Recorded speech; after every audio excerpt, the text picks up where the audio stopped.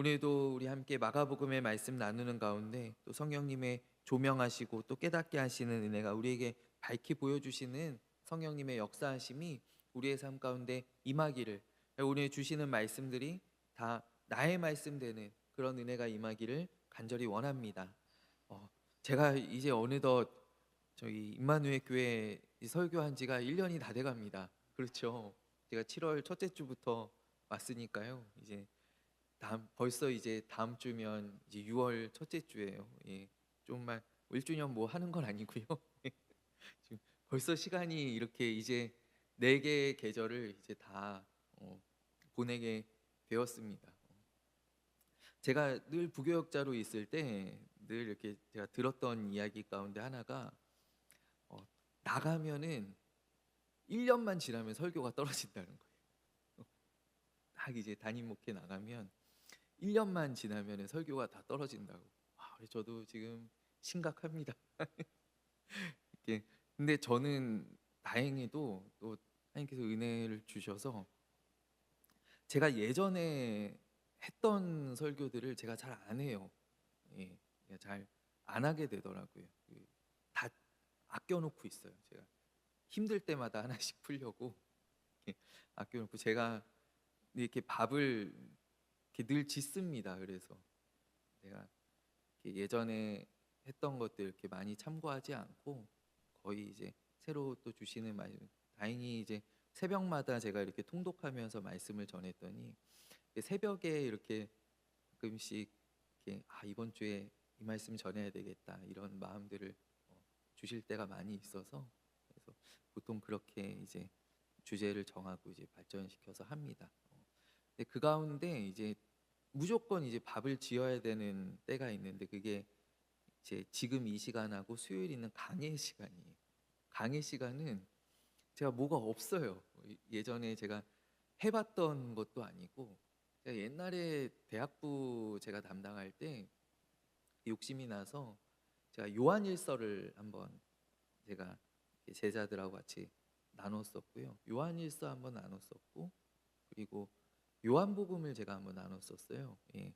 그렇게 외에는 제가 이렇게 강해했던 경험이 없어서 이 강해 설교가 그래서 제가 준비할 때 참 은혜가 많이 되는 것 같아요. 제가 준비하면서 참 은혜를 많이 받고 또 주일날에도 제가 늘 토요일에 제가 낮 예배가 있는데 사실 낮 예배는 제가 뭐 한 주 뭐 내내라고 하기는 어렵지만 그래도 한 사나흘 정도는 계속 좀 묵상하고 곱씹고 이렇게 틈틈이 메모도 해놓고 하는데 이 강해가 마음이 급해요. 그래서 토요일만 되면은 제가 주일 오후 예배를 먼저 이렇게 준비를 좀 어느 정도 다 해놓고 그리고 이제 주일 예배 제가 정리하곤 하거든요. 예. 그래서 오늘 저한테는 이제 개인적으로는 참 은혜가 되고 좋은 시간인데 바라기는 여기 오신 분들께도 좀 같은 은혜의 시간들이 되었으면 좋겠어요. 예. 그래서 그런 바람들이 있습니다. 그래서 제가 계속 뭐 광고하는 것도 뭐 다른 이유가 아니라 제가 아까워서 그래요. 아까워서. 예, 특히 뭐 수요일 같은 경우에는 이렇게 저희가 뭐 녹화도 안 하니까요. 저도 이렇게 전하고 나면은 제가 어쩔 때는 한 번씩 제가 녹음기를 켤 때가 있는데 녹음기 제가 깜빡할 때가 더 많아가지고 저도 이렇게 그냥 한 번 전하고 저도 잊어버릴 때가 참 많이 있어요. 여러분 제가 말씀을 전하면 안 잊어버릴 것 같은데 말씀 전하고 잊어버립니다. 내가 지난주에 무슨 설교했지? 내가 어떻게 이런 말을 했지? 이럴 때가 진짜 많이 있어요. 진짜. 그래서 제가 신기해요. 이게 준비해서 전하면은 안 남아 있어야 되잖아요. 근데 아니 남아 있어야 되잖아요. 이게 어느 정도 머릿속에 남아 있어야 되는데 듣는 여러분들이나 전하는 저나 똑같아요. 다음 주가 되면 다 기억이 안 난다는 거예요. 다 기억이 안 나요. 그래서 정말 저는 전할 때만 이게 너무 신비로운 거예요. 그래서 야, 이게 정말 내가 준비해서 전하는 게 아니라 그때그때 하나님이 주시는 거구나라는 거를 제가 많이 느껴요. 많이 느껴요. 제가 뭐 준비해서 제 머릿속에 있는 걸로 제가 뭐 준비한 걸로 하는 게 아니라 그때그때도 막 전하다 보면은 하나님께서 막 말씀을 주실 때가 있어요. 그럼 제가 나중에 이렇게 혹여나 이렇게 영상 같은 걸 보면은 깜짝깜짝 놀랄 때가 있어요. 아니 내가 어떻게 저런 말씀을 때가 있어요. 그래서 오늘도 뭐 저에게 뭐 능력이 있거나 제 말씀에 힘이 있는 것이 아니라 주시는 하나님께 은혜가 있고 또 하나님께 능력이 있음을 우리가 믿고 또 사모할 때 하나님께서는 늘 낮은 마음 가운데 역사하십니다. 낮은 마음을 귀하게 여기시고 또 낮은 마음에 은혜를 주십니다. 그래서 앞에 어떤 목사님이 서 있든지 간에 내가 낮은 마음이 있으면 은혜를 받아요.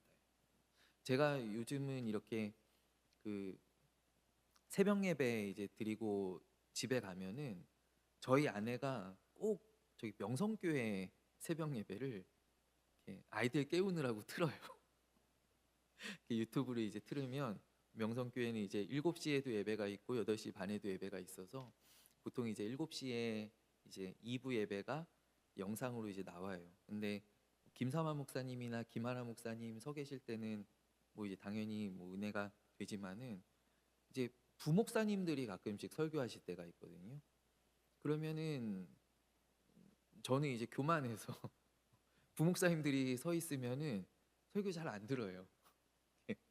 제 다 아는 사람들이잖아요. 다 아는 분들이고 잘 안 듣는데 이렇게 가만히 제가 뭐 이렇게 설거지하거나 뭐 이렇게 시리얼 먹거나 이러고 있다 보면 말씀이 막 들릴 때가 있어요. 그러면 너무 설교를 잘하시는 거예요. 부목사님들. 그럼 제가 그러면 낮에 이렇게 한 번씩 제가 연락을 이렇게 드려요. 그래서 목사님 이렇게 설교 잘하시는지 몰랐다. 내 오늘 새벽에 너무 은혜 받았다고. 어떻게 이렇게 정리를 잘해 주시는지 내가 너무 몰랐던 거 너무 많이 알게 됐다고. 너무 고맙다고 이러면서 제가 한 번씩 이렇게 연락드릴 때가 있거든요. 그러니까 누가 선이 사람을 알고 보면은 사실 이렇게 잘 들리지 않죠. 그래서 약간 목사님들은 살짝 그래서 천주교가 그래도 괜찮은 게 뭐냐면 이 신부님들은 별로 접점이 없어가지고 이렇게 딱 주일에 이렇게 미사 와서 보면 이게 신비롭거든요, 약간. 근데 목사님들은 안 그래요. 목사님들은 맨날 여기 뭐 교회 오면 여기 반팔 입고 막 앞에 마당에서 막 세차나 하시고 막 이렇게 주머니에 손 넣고 돌아다니시는데 주일에 와서 뭐 무슨 신비감이 있겠어요. 이래서 우리 목사님 막 이러면서 아니 좀 근데 목사님들은 약간 신비감이 있는 게 저는 좋은 것 같아요. 근데 그렇지가 않더라도 우리가 낮은 마음으로 낮은 마음으로 말씀을 들을 때 그때 하나님의 역사가 또 하나님의 은혜가 또 우리 가운데 임하게 되는 줄로 믿습니다. 오늘 이제 오병이어 뒤의 이야기인데요. 저도 뭐 이거를 제가 마가복음을 16장까지 쭉 정리를 해놓고 체계적으로 전하면 얼마나 좋겠습니까마는 제가 아직 그러지 못하고 저도 매주마다 이렇게 한 장 한 장 제가 이렇게 계속 제가 이렇게 공부하면서 묵상하면서 이렇게 말씀을 전하고 있는데 제가 쭉 여기까지 와서 보니 이 마가복음이 전체적으로 이 마가가 우리에게 전하고자 하는 이야기가 마가가 예수님의 이야기를 우리에게 소개해 주면서 우리에게 하고 싶은 이야기가 저는 제자도가 아닌가라는 생각을 해봐요. 제자도. 제자들이란 어떻게 살아야 되는가. 이게 쭉 이렇게 읽다 보면 마가가 제가 지난주에도 한번 잠깐 나눴었는데 그 예수님께서 이제 제자들을 짝지어서 이제 파송하시고 그들에게 당부하시고 파송하신 후에 바로 어떤 이야기가 나오냐면 세례 요한의 그 순교한 이야기가 나와요. 그러면 제가 잠깐 말씀드리기를 이제 그 파송하는 제자들의 이야기 후에 이런 그 세상의 어떤 반대들, 세상의 핍박들 이런 이야기가 들어있는 것이 우리 세상 가운데로 나아가는 우리들에게 주시는 또 당부와 또 위로와 또 경고의 말씀이 아닌가. 네, 오늘도 이 오병이어 이야기 후에 이렇게 계속 제자들의 모습과 이렇게 연결짓는 그런 모습들이 나오거든요. 그래서 오늘 말씀을 함께 나눌 때 좀 그런 부분들에 대하여서 우리가 조금 주목을 하고 들으면은 좋지 않을까라는 생각을 합니다. 오늘 이제 6장 우리가 읽은 말씀부터 천천히 보겠습니다. 오병이어 이적 후에 예수님께서 어떻게 하시는가 오늘 45절 말씀에 보면 즉시 제자들을 재촉하사라고 합니다. 즉시 제자들을 재촉하사 자기가 무리를 보내는 동안에, 그러니까 오늘 이 이야기를 우리가 그림으로 그려보면 예수님께서는 이제 무리들을 막 돌려보내세요. 아, 이제 집에 가라고. 이제 집회 끝났으니까 들어가세요. 어디 딴 데 들리지 말고 어디 노래방 가지 말고 빨리빨리 집에 들어가세요. 이러면서 예수님께서 이제 그 모여 있는 무리들을 다 보내십니다. 그 사이에 제자들에게 명령하시기를, 야, 너희는 배를 타고 저 건너편에 벳세다로 가라라고 제자들에게 명령하세요. 그러니까 제자들도 여기에 두지 않는다라는 거예요. 제자들이 예수님하고 같이 이 무리들을 보내는 것이 아니라 예수님께서 무리들과 제자들을 먼저 분리하셨다라는 거예요. 분리하셨다라는 거예요. 그것은 제가 볼 때 오늘 예수님께서 제자들을 재촉하셨다라고 그러요. 재촉하셨다. 재촉하셨다라고 하는 것은 볼 때 제자들은 별로 떠나고 싶은 마음이 없었다라는 거예요. 그러니까 이때의 분위기가 예수님께서 보리떡 5개, 물고기 2마리 가지고 축사하시고 이 모인 모든 사람들이 먹이신, 이게 옛날 신학서적들을 보면은 이거를 이제 신학용어로 급식 사역이라고 하시거든요. 급식 사역. 어, 요즘은 이제 급식이 워낙 저기 좀 초딩들 이렇게 지칭하는 단어처럼 마치 대표하는 단어처럼 되어가지고 급식 사역이라고 하면 조금 어감이 요즘 들어서는 좀 이상하긴 한데, 예수님께서 이제 이 급식 사역을 하신 후에 그 다음에 서둘러서 제자들을 무리들과 떼어놓으신다라는 거예요.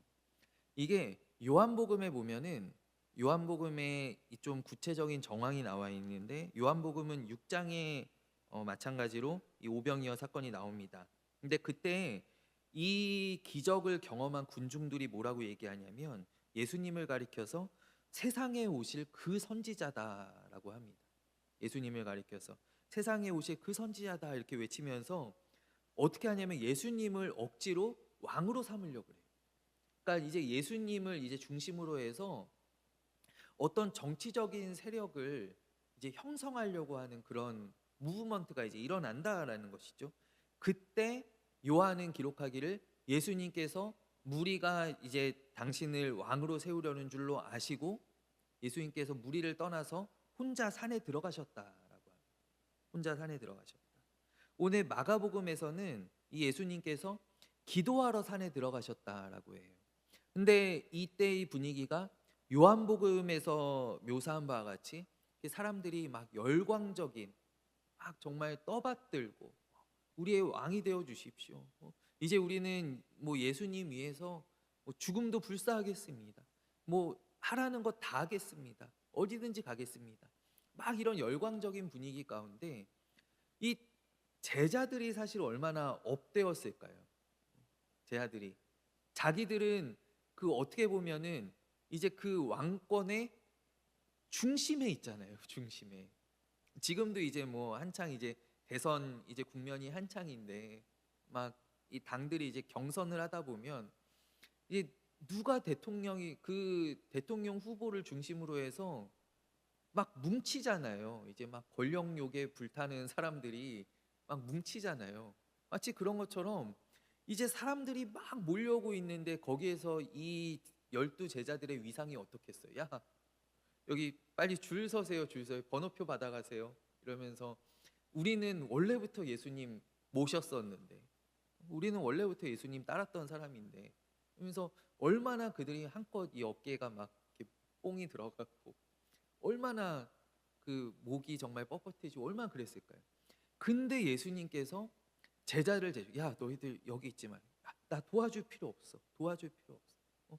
내가 다 알아서 보낼 테니까 너희들은 빨리 저기 벳세다로 건너가라. 건너가라. 제자들을 무리로부터 떼어놓으신다라는 것은 제자들을 예수님께서 보호하신다라는 거예요. 이게 얼마나 큰 은혜인가요? 우리 목회자들이 특별히 가장 경계해야 될 게 뭐냐면 자아팽창이라고 해요. 자아팽창. 그러니까 이제 만약에 이제 교회를 맡아서 이제 이끌어가는데 전에 없던 일들이 일어난다. 막 기도가 응답되고 환자를 위해서 기도했는데 환자가 나았어요. 막 사람들이 막 오기 시작하는데 교회가 뭐 2배가 됐어요. 3배가 됐어요. 이러면은 목회자들이 어떻게 되냐면 자아가 팽창하기 시작해요. 자아가 팽창하기 시작하면 여기에서 이제 왕처럼 된다라는 거예요. 왕처럼. 권사님 뭐 하세요? 집사님 이거 하세요. 왜 그거 안 했어요? 이러면서 이제 왕처럼 막 군림하기 시작해요. 그게 이제 제일 경계해야 되는 자아 팽창이거든요. 근데 오늘 예수님께서는 그러니까 제자들이 이렇게 겉멋에 취하지 않게 아니면 이런 인기를 누리지 못하게 그렇게 예수님께서 제자들을 보내시는 것이 아니라 제자들을 예수님께서 보호해 주신다는 거예요. 보호해 주신다. 그들이 엇나가지 않도록, 그들이 혹여나 이상한 생각하지 않도록, 그들의 자아가 팽창하지 않도록 예수님께서 이 제자들을 보호해 주신다라는 것이죠. 그리고 예수님께서는 어디로 가시는가? 오늘 마가복음에 보면은 예수님께서 산으로 가셨는데 그 이유가 기도하시기 위하여서 올라가셨다라고 합니다.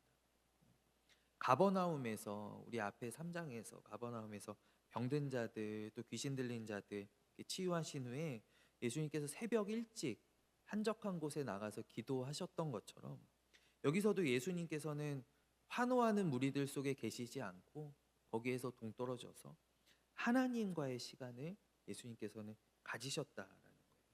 이 기도의 시간은 무엇이냐면 하나님의 뜻을 헤아리고 또 그 뜻에 순종하기로 나의 마음을 다시 한번 다잡는 시간, 내가 다짐하는 시간. 특별히 우리는 그 기도의 예를 어디서 봅니까? 예수님께서 사실 마가복음의 앞에는 계속 기도하러 가셨다. 기도하러 가셨다. 그래서 어떤 내용으로 기도하셨는지는 잘 모릅니다. 그런데 우리는 겟세마네 동산에서 예수님 기도의 내용을 조금 엿볼 수 있는데 내 뜻이 아니라 아버지의 뜻대로 하시옵소서. 그거를 다시 한번 기도하시면서 결단하는 거예요. 하나님, 아버지, 내가 지금 너무나 두렵고 너무나 피하고 싶은데 그러나 아버지 나를 붙잡아 주셔서 나로 하여금 감당하게 해 주십시오. 그것은 다짐이고 결단이죠. 바로 그러한 시간에 아버지 지금 사람들이 얼마나 지금 인기가 올라가는지 가는 곳마다 사람들이 들끓고 이거 해달라고 저거 해달라고 사람들이 막 몰려오고 제자들이 늘어나고 그렇지만 내가 하나님의 뜻에 온전히 순종할 수 있도록 내가 이 십자가의 사명을 잊어버리지 않도록 예수님께서 다짐하는 그런 결단하는 그런 기도의 시간들을 늘 이 고비고비마다 예수님 무리들이 모여올 때마다 인기가 올라갈 때마다 뭔가 대단한 일이 일어날 때마다 예수님께서는 그러한 시간들을 가지셨다라는 거예요. 무리가 열광하는 소리가 넘쳐나는 곳 바로 이 들판이나 이런 곳에서는 하나님의 음성을 들을 수가 없지요. 막 무리들이 열광하는 곳에서는 하나님의 세미한 음성을 들을 수가 없습니다. 엘리야가 그 갈멜산에서 놀라운 하나님의 일들을 행했지만 하늘에서 불이 떨어지고 거기에서 850명의 우상 선지자들과 대결해서 이겼지만 그러나 거기에서 엘리야에게 하나님의 음성이 들려오진 않았어요. 엘리야가 하나님의 음성을 듣게 되는 곳은 결국 어디입니까? 그가 저 남쪽 브엘세바에 와서 하나님 앞에 죽기를 청하면서 하나님 앞에 홀로 있을 때 거기에서 힘주신 하나님의 음성을 듣게 되죠. 목회자나 아니면 목회자가 아니더라도 우리 모두는 다 이 하나님의 음성 듣는 시간이 필요하다. 필요하다라는. 우리는 보통 기도하면 저도 이렇게 새벽에 이렇게 와서 기도하면 저희 아내가 가끔씩 피드백을 합니다. "왜 오늘은 왜 이렇게 목소리가 작아?"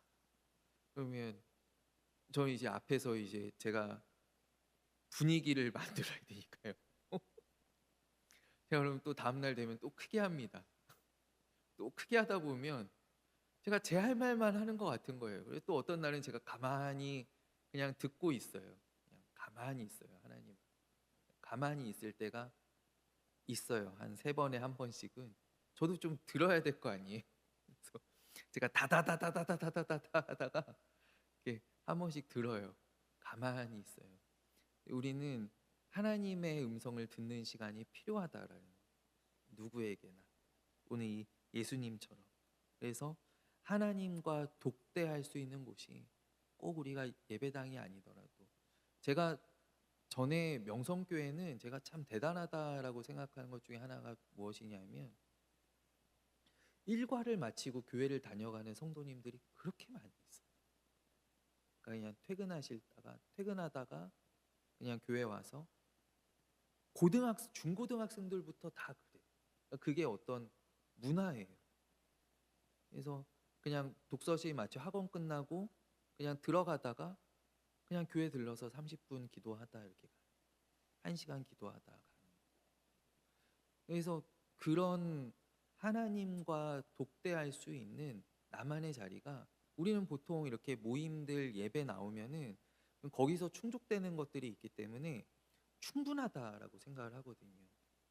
보통 금요기도에 오면, 사실 금요기도에 오면은 그래도 한 30분 정말 막 뜨겁게 부르짖으면서 기도하잖아요. 그러면은 우리는 거기에서 혼자 이제 생각하기를, '아 이만하면 됐다.'라고 생각해요. 어떤 충족되는 것을 내가 느끼거든요. 그런데 그렇지 않아요. 이 하나님 앞에 1대1의 시간이 우리 모두에게는 반드시 필요하다라는 거예요. 반드시.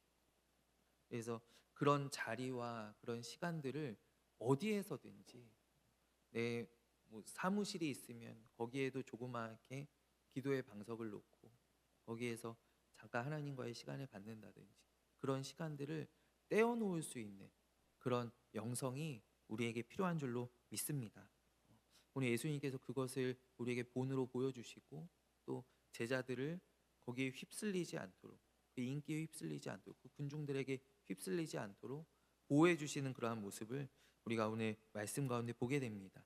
그리고 이제 제자들은 이제 예수님께서 급히 보내시니까 제자들이 이제 배를 타고 나가는데, 그 바다 한가운데에서 이제 풍랑을 만나죠. 힘있게 막 노를 저어도 바람이 많이 불어서, 이 풍랑은까지는 아닌데 바람이 계속 반대로 부는 거예요. 그래서 벳세다로 가기가 어려우니까 이제 제자들이 막 힘들게 막 노를 막 젓고 있었단 말이죠. 그때 이제 예수님께서 제자들의 위기를 아시고 바다 위를 걸어서 오십니다. 이 마가복음은 제가 전에도 한번 주일 때 나눈 적이 있었는데, 마가복음이, 원래 마태가 기록한 복음서에 보면 예수님께서 걸어오실 때 베드로가 나서죠. 베드로가, 예수님 저도 해볼래요. 저보고 걸어오라고 하시면 저도 한번 해보겠습니다. 그냥 예수님께서 컴온 이러니까 베드로가 갑자기 물 위를 막 걷기 시작해요.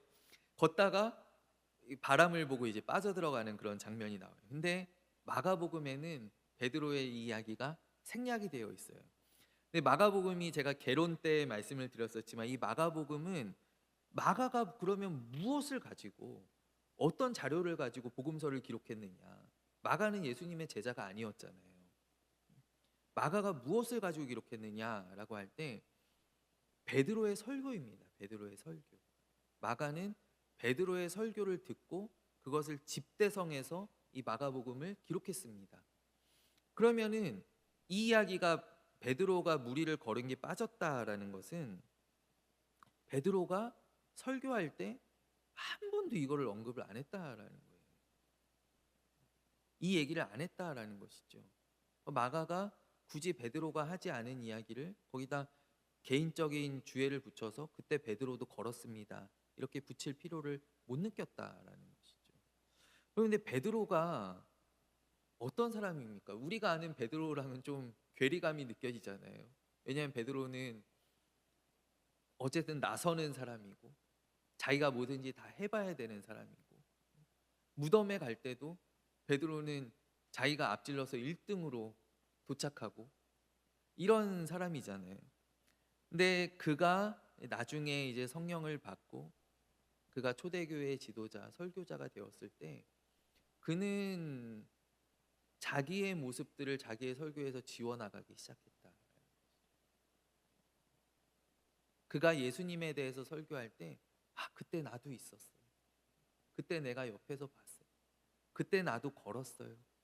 이런 이야기들을 이 베드로는 하지 않았다.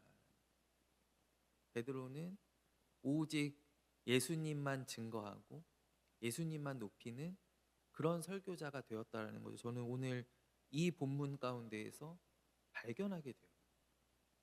그러니까 베드로의 이 성품이 성정이 변화되게 되었다라는 것이죠.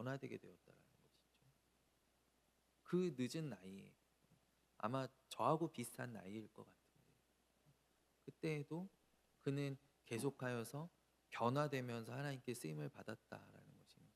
그것은 참 우리에게도 소망이 되지 않습니까? 우리는 뭐 사회적인 통념상 어느 정도 나이가 되면 이제 고쳐서 못 쓴다라고 이야기합니다. 우리 보통 사람들에 대할 때 이제는 고쳐 쓰기 틀렸다. 근데 하나님은 고쳐서 쓰십니다. 하나님은 우리를 계속 고치십니다. 우리의 성품들을 만지시고 우리를 계속하여서 낮추시고 내가 겸손의 자리로 나아가게 하시고 제가 전에 이런 설교를 들었었는데 겸손은 타고나는 게 아니라 그래요. 겸손은 날 때부터 겸손한 사람이 어디 있어요? 그래서 우리가 뭐 여러 은사들 가운데 뭐 성품적으로 타고나는 것들이 있을 수는 있지만 그런 겸손은 그런 영역이 아니라는 거예요. 겸손은 100% 훈련의 영역이다라는 거예요. 겸손은 내가 계속 훈련해야 되고 나 자신을 계속 죽여야 되고 깎아내야 되는 것이고 계속 하나님을 바라보아야 하는 것이고 계속 불끈불끈 이렇게 일어서는 그런 자아를 눌러야 하는 것이고 100% 훈련받아야 하는 정말 은사가 바로 이 겸손이다라는 것인데 이 베드로가 이 겸손의 훈련을 지금 잘 받고 있는 것을 그가 정말 겸손의 사도이고 또 사랑의 사도가 되어가는 것을 오늘 이 마가의 복음서를 통하여서도 우리가 참 반갑게 발견하게 되어요. 예수님께서 이제 무리를 걸어오실 때 제자들이 막 이제 혼비백산합니다. 아, 유령이 나타났어요. 저게 뭐야? 막 이러면서 막 혼비백산하는 제자들에게 예수님께서 나다라고 말씀하십니다. 나다. 내니 두려워하지 말아라. 50절 말씀에 이 나다라고 하는 이 말씀이 헬라어로는 I am이라고 하는 에고 에이미입니다. 여러분 에고 에이미는 아마 여기 계신 분들은 아시죠? 네, 다 들어보셨을 거예요. 요한복음에 나오는 나는 포도나무다. 나는 참 생명의 떡이다. 나는 세상의 빛이다. 나는 양의 문이다. 나는 선한 목자다 하는 나는 나다라고 하는 I am이라고 하는 이 에고 에이미인데 이 에고 에이미를 그럼 예수님께서 왜 나다라고 I am을 강조해서 왜 에고 에이미라고 하시냐면은 이 나는 나다라고 하는 이 표현이 출애굽기 3장에 하나님께서 모세에게 당신을 드러내실 때 하나님께서 이 표현을 쓰세요. 모세가 하나님 그러면 제가 가서 누구를 만났다고 하리이까? 이름을 좀 알려주십시오. 내가 누구를 만났다고 하고 가서 이스라엘 백성들을 설득해야 됩니까? 내가 바로한테 우리 백성을 보내달라고 얘기를 해야 됩니까? 라고 할 때 하나님께서 이 모세에게 뭐라고 말씀하시냐면 나는 스스로 있는 자다라고 말씀하셔요. 이게 우리말로 번역되기는 나는 스스로 있는 자라고 번역이 되어 있는데 이게 원어 성경에 보면은 영어 성경에 보면은 I am who I am이라고 되어 있어요. 나는 누구냐면 나는 나다라는 거예요. 나는 나. 나는 다른 어떤 존재들, 나는 설명할 수 있는 그런 존재가 아니야. 나는 바로 나야.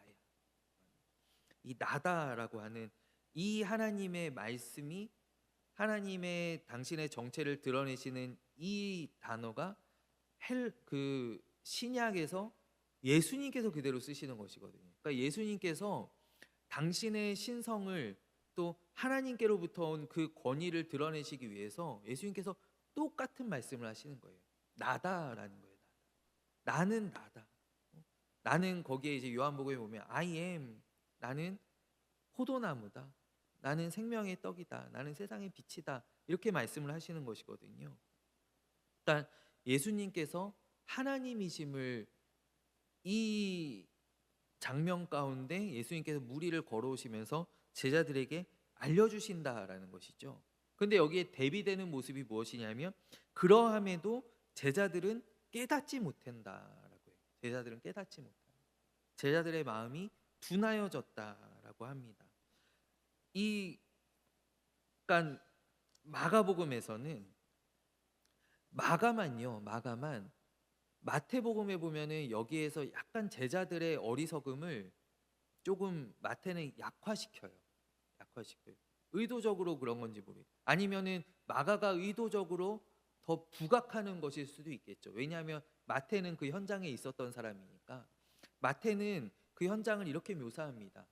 예수님께서 이렇게 오셨을 때, 배에 있던 사람, 걸어오셨을 때 배에 있던 사람들이 다 예수님께 절하면서 예수님을 하나님의 아들이라고 고백을 합니다. 아, 예수님 정말로 하나님의 아들이시군요. 이렇게 고백을 합니다. 근데 마가는 의도적으로, 저는 의도적이라고 생각해요. 의도적으로 제자들의 우둔함을 부각시켜요. 제자들이 깨닫지 못했다. 제자들이 어리석다. 제자들이 둔하였다. 그리고 마가복음만 보면은요, 마가복음만 이 무리를 거르신 사건이 오병이어의 사건과 연결이 돼요. 연결이 돼요. 그러면 여기에서 무엇을 보여주냐면, 오병이어 때에도 계속 동문서답하는 제자들이 나옵니다. 예수님께서 야, 너희들이 가서 먹을 것을 주어라 라고 하실 때, 도대체 여기 어디 가서 200데나리온이나 되는 떡을 사온단 말입니까? 제자들이 이 둔한 모습을 보죠. 깨닫지 못하는 그런 제자들을 우리에게 보여줍니다. 그리고 뒤에 이 오병이어의 사건을 경험하고 나서도 여전히 마음이 둔한, 깨닫지 못하는 그 제자들의 모습을 보여준다라는 거예요. 그래서 이 마가가 의도적으로 설명하는 것이 무엇이냐면, 제자들은 어때야 하는가를 우리 이 마가복음을 읽는 우리들에게 알려주고 있다라는 거예요. 제자란 무엇인가? 제자들은 어때야 하는가? 우리는요, 늘 경계해야 되는 것이 무엇이냐면, 이 제자들은 가장 가까이에서 예수님의 이적을 경험하고 어떤 하나님 나라의 비밀을 맡은 자들로서, 예수님께서 제자들에게 비유를 풀어주실 때 이렇게 말씀하시잖아요. 너희는 하나님 나라의 비밀을 맡은 자들이라서 이 비유의 뜻을 내가 알려주겠다라고 예수님 말씀하셔요. 하나님 나라의 비밀을 맡은 자들에서 언제든지 외인으로 전락할 수 있다라는 거예요. 오늘 이 말씀이 그거를 우리에게 알려요. 바울도 늘 경계하잖아요. 바울도 늘 경계하는 것이 무엇이냐면, 말하자면 이런 거예요. 내가 죽도록 주의 일만 하다가 나중에 나만 버려지는 거 아니에요. 그러니까 내가 언제든지 예수님을 부인하고 제자리로 돌아갈 수 있다는 것을 이 바울은 늘 경계하는 거예요. 내가 언제든지 내가 우둔하여지고 마음이 둔하여져서 내가 제자리로 돌아갈 수 있다는 것을 이 바울은 아는 거예요. 아는 거예요. 그래서 그거를 늘 경계하는 거예요. 오늘 성경은 우리에게 그것을 너희도 경계해라라고 알려줍니다. 이 제자들이요, 아마도 제 생각에는 마태가 이야기한 게 맞을 거예요. 그들이 예수님을 보고 예수님 대단하십니다. 예수님 정말 하나님의 아들이시군요. 예수님 높여서. 그러나 그들의 마음 가운데 오늘 이 베드로는 정확하게 본 것이 무엇이냐면, 아직도 우리의 마음 가운데는 깨닫지 못하고 믿지 못하는 아둔함이 있었다라는 거예요. 그 오병이어의 사건을 경험했음에도 불구하고 예수님을 하나님의 아들이라 인정하지 못하고 그것을 받아들이지 못하고 그것을 깨닫지 못하는 그 아둔함이, 완악함이, 여러분 여기 있는 이 둔함이라고 하는 이 단어와 바리새인들을 가리켜서 이 복음서에서 마음이 완악하다라고 합니다. 이 완악하다라고 하는 이 두 단어가 헬라어로 어미가 같다라고 합니다. 같은 데서 파생된 단어라는 거예요. 그러니까 바리새인들의 완악함이나 이 제자들의 둔함이나 다를 것이 없다라는 거예요. 그러니까 언제든지 우리가 외인으로 전락할 수 있음을 오늘 이 마가복음이 우리에게 알려주고 있는 거예요. 그렇기 때문에 저는 계속해서 이 마가복음에서 강조하는 것이 무엇이냐면 그가 예수님의 사역을 우리에게 소개해 주면서 제자의 길이란 무엇인가? 제자는 어때야 하는가? 제자가 나아가는 길에 무엇이 있는가? 저 헤롯과 헤로디아 같이 우리를 적대하는 세력들이, 반대하는 세력들이 있고 온갖 고난과 어려움이 기다리고 있고 또 우리가 언제 둔하여서 우리가 하나님의 놀라운 이적들, 예수님의 권능들을 그렇게 많이 경험하고 우리의 손으로 베풀고 그 후에도 우리의 마음이 여전히 둔하여서 외인으로 전락할 수 있는 그런 위험성들을 오늘 이 마가가 우리에게 말씀해주고 있다라는 거예요. 그렇다면 오늘 말씀을 듣는 저도 우리들도 이 복음서가 우리에게 경계하라라고 일러주는 그대로 우린 늘 겸손하게 우리가 하나님의 은혜를 구하며 바울의 고백같이 나는 아무것도 아닙니다. 나는 무익한 종입니다. 라고 하는 그러한 고백으로 늘 하나님 앞에 나아가는 그런 저와 또 우리 모든 성도님들이 되시기를 간절히 원합니다. 하나님 앞에 나는 아무것도 아닙니다. 내가 하나님을 더 깨달아 알기를 원하고 하나님께서 쓰시는 도구로서 내가 그저 사용되기를, 내가 그저 쓰임받기를 간절히 원합니다. 나는 무익한 종입니다. 늘 하나님 앞에 고백하며 겸손하게 하나님의 일들을 감당할 수 있는 그런 우리 모두가 되기를 간절히 원합니다. 우리 함께 기도하겠습니다.